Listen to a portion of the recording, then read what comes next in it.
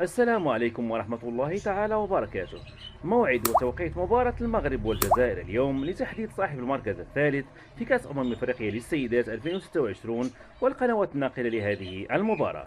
يحتضن الملعب الأولمبي بمدينة الرباط لقاء المنتخب المغربي للسيدات ونظيره المنتخب الجزائري في مباراة قوية لتحديد صاحب المركز الثالث والفائز بالميدالية البرونزية في كأس أفريقيا للسيدات. وتجرى مباراة المغرب والجزائر للسيدات اليوم السبت 15 أغسطس 2026 في تمام الساعة 6 مساء بتوقيت المغرب وتونس والجزائر، 8 مساء بتوقيت المغرب والسعودية إن شاء الله.